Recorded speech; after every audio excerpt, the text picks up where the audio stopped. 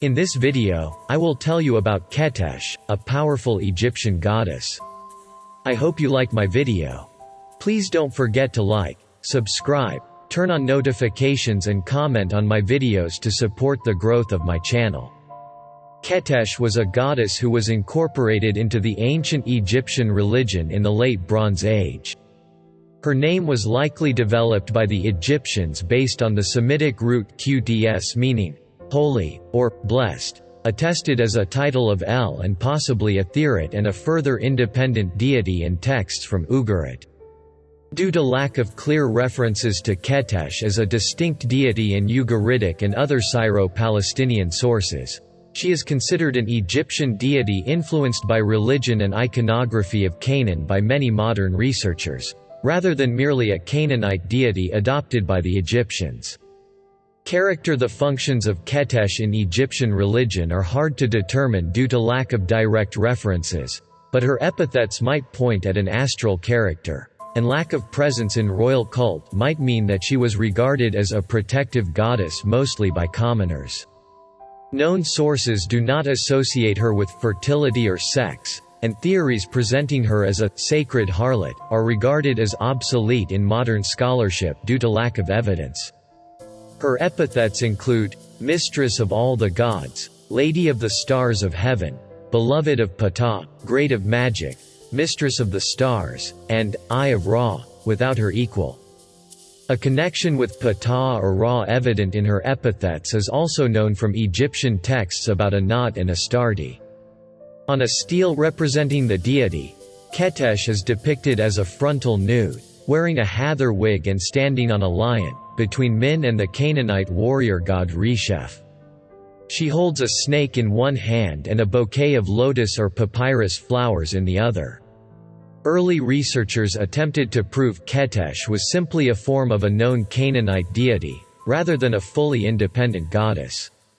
William F. Albright proposed in 1939 that she was a form of the Lady of Byblos, while René Dussert suggested a connection to Asherah in 1941. Subsequent studies tried to find further evidence for equivalence of Qetesh and Asherah, despite dissimilar functions and symbols. The arguments presenting Qetesh and Asherah as the same goddess rely on the erroneous notion that Asherah, Astarte and Anat were the only three prominent goddesses in the religion of ancient Levant, and formed a trinity.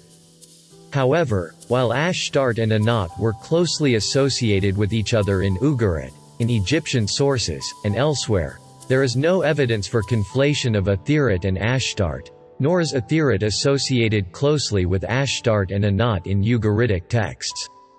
The concept of Etheret, Anat and Ashtart as a trinity and the only prominent goddesses in the entire region is modern and ignores the large role of other female deities, for example Shapish, in known texts, as well as the fact El appears to be the deity most closely linked to Etheret in primary sources. One of the authors relying on the Anat-Ashtart-Etheret trinity theory is Saul M. Olian, who calls the Qetesh Astarte-Anat plaque a triple fusion hypostasis, and considers Qetesh to be an epithet of Etheret by a process of elimination, for Astarte and Anat appear after Qetesh in the inscription.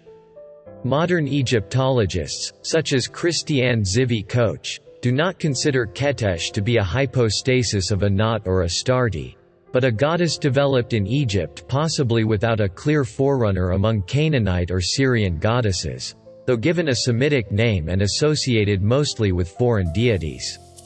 In popular culture, Qetesh is the name given to the Goa'uld that once possessed Bala Mal Doran, a recurring and then regular character in seasons 9 and 10, respectively, of the science fiction television series Stargate SG-1. Qetesh is also the name used in the Sarah Jane Adventures episode Goodbye, Sarah Jane Smith, and confirmed to be the humanoid species of Ruby White who feeds off excitement and heightened emotion and have stomachs that live outside their bodies.